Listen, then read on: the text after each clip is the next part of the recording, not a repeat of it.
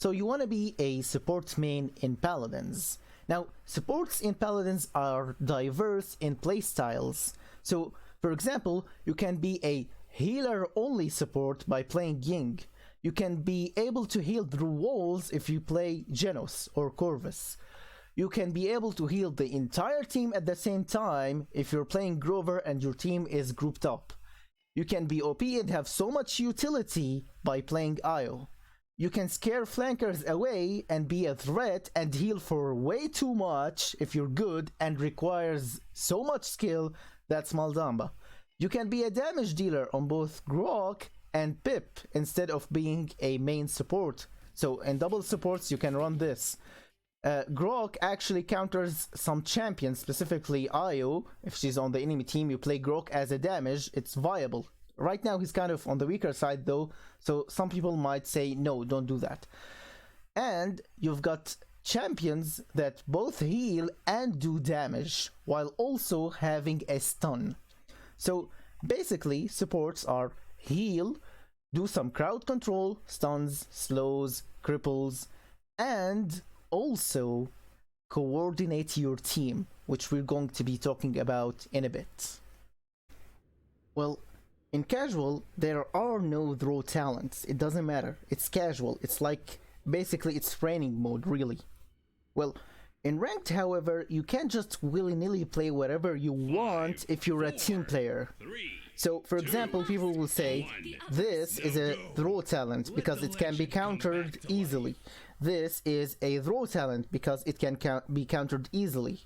And this is the good talent because it cannot be countered. So basically, even on the good talent, you might not have a good loadout, such as with the default loadout on Grover that we've explained in an earlier video.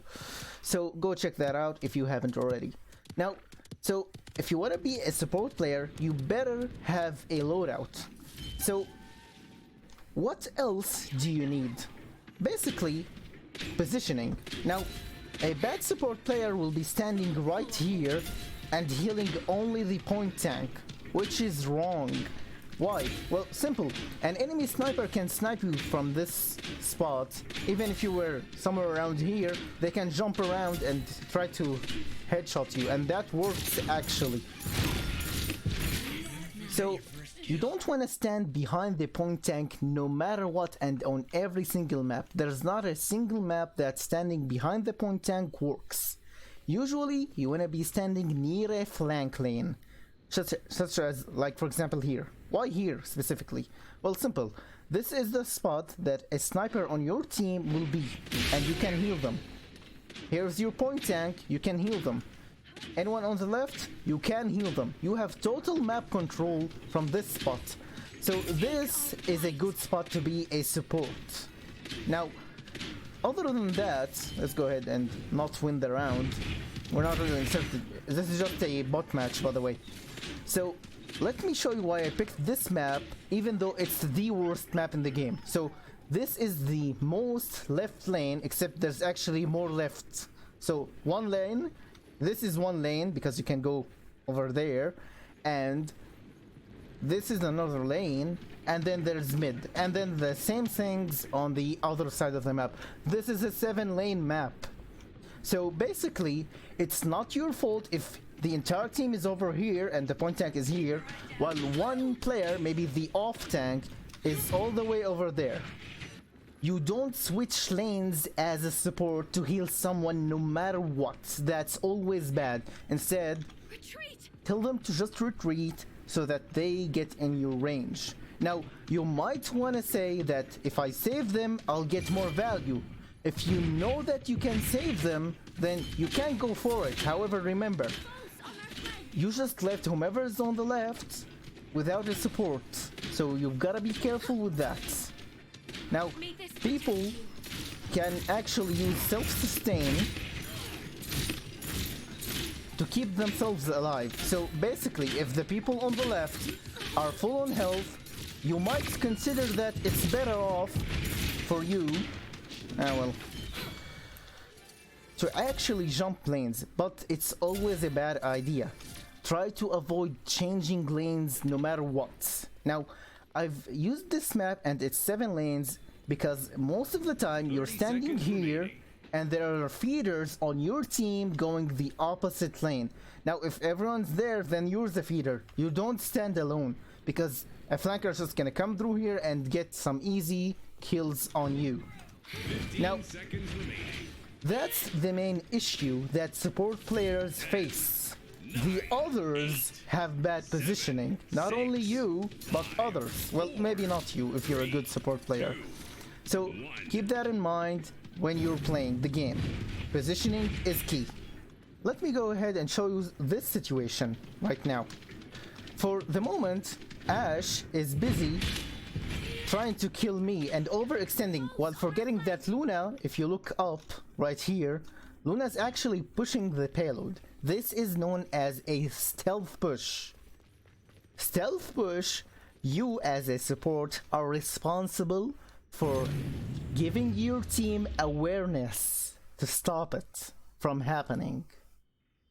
This does happen in ranked games. So how do you give your team awareness? Well, simple, you use the VGS. Now for me it looks like this. I'm gonna switch to the bad decision, bad choice, bad system, which is the default one here.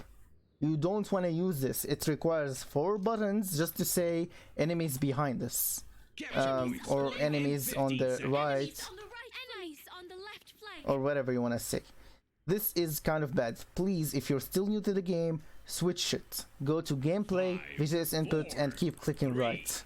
It's legacy deprecated that you want. It's really, why did they even say deprecated? That's kind of disrespectful to older players.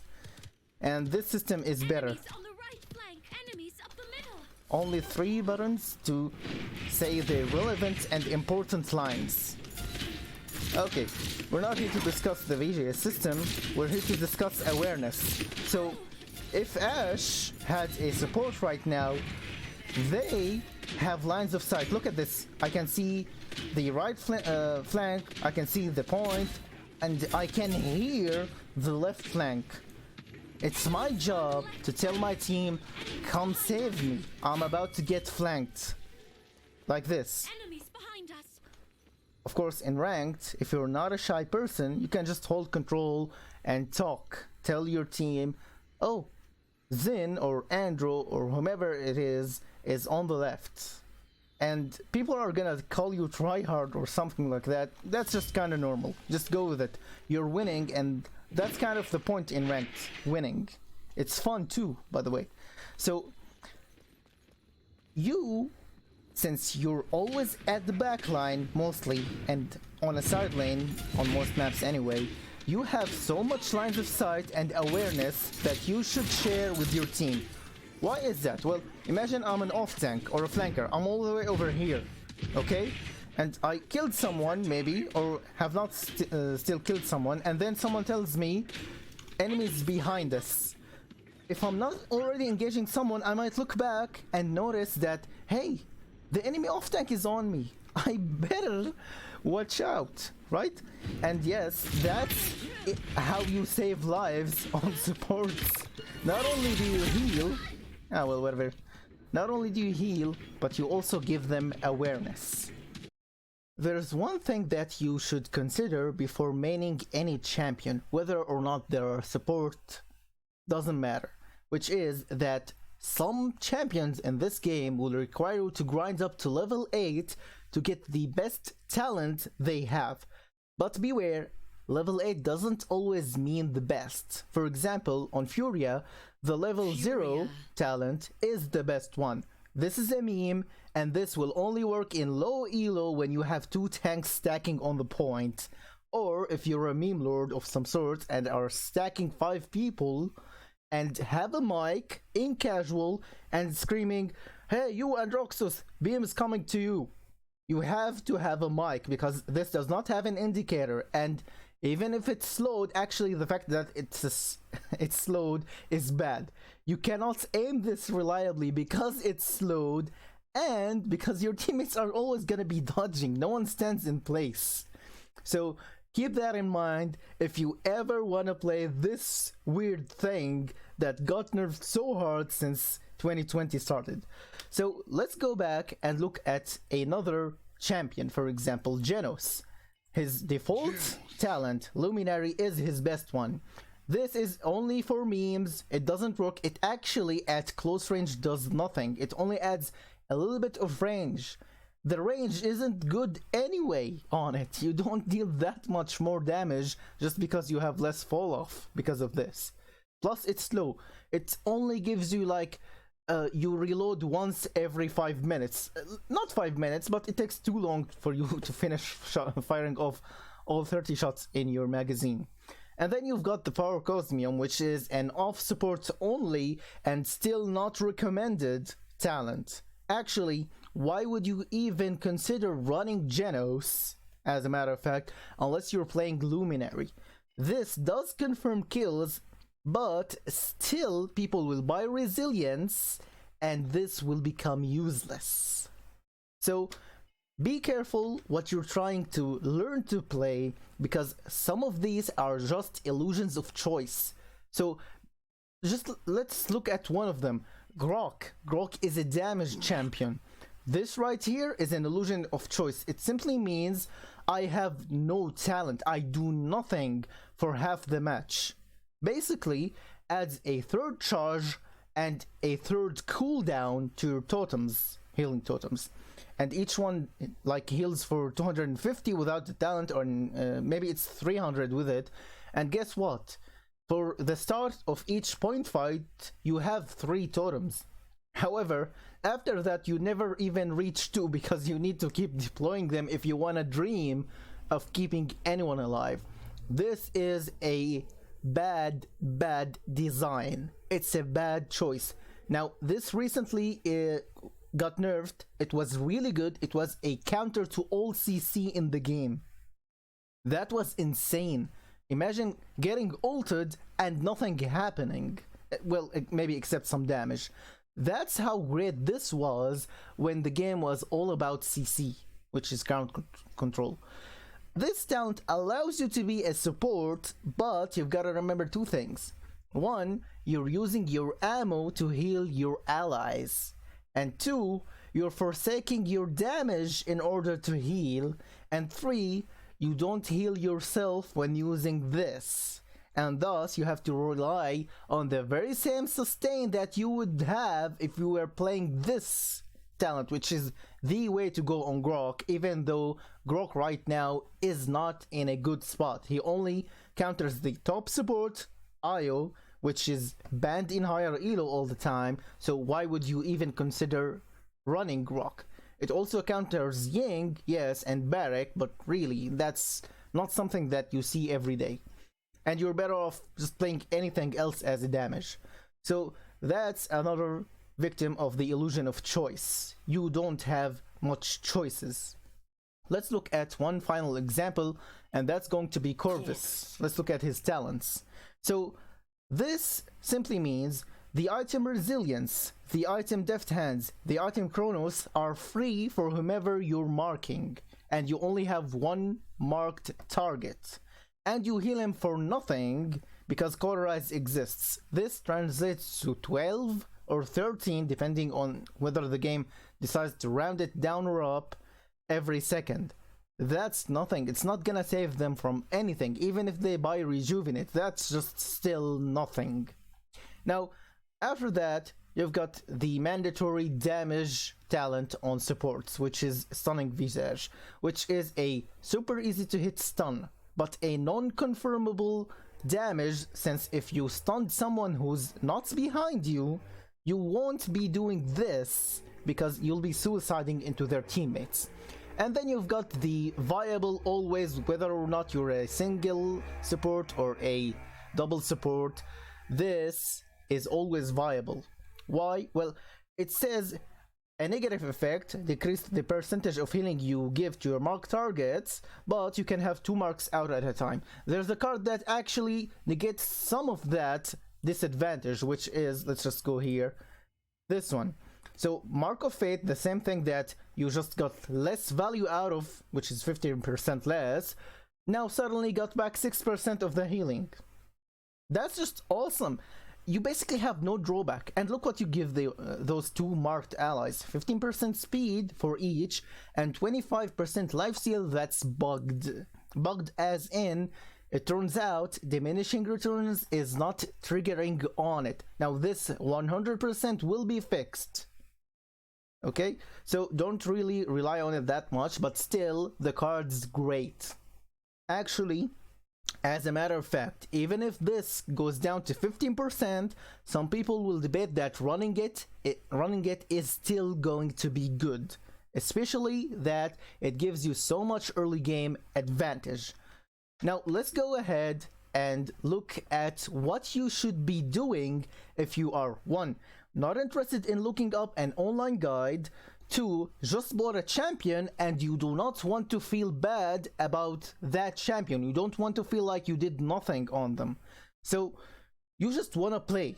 No time to read, no time to look up videos or anything. Well, just do this. Click on that champion, go to loadouts, and then click on any one, maybe like even replace the default ones. This is the default one, this is changed, and this is changed. So let's go ahead and delete everything. And I don't want the default loadouts. I want to replace this. I click on import and then search by name. Now I've already put in the name. This is a grandmaster that you might encounter in your games if you're playing on EU. Now the guy is great because he labels his loadouts the same way that the game does. So rampant, blooming, ferocity, deep roots, except that you take the initials R, B, F, D, R.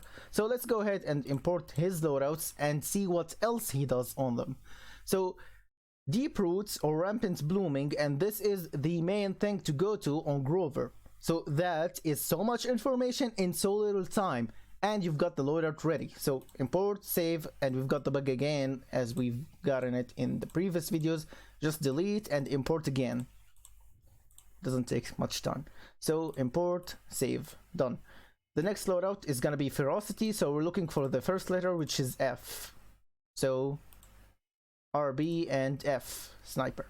So the basic idea behind ferocity is that you have 2675 health, which means you need to be hit 3 times by a sniper to die.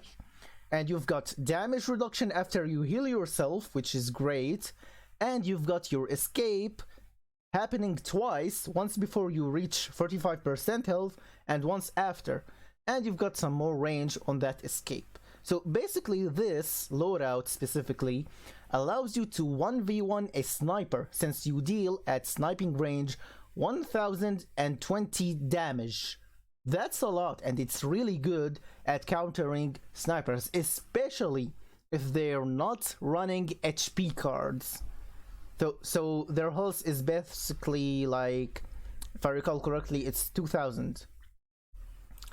Okay, so let's just click save, and you do that for any champion that you just wanna get a loadout for, get a good name in the loadout, and a short explanation of what it does. Let's just do that with Pip right now.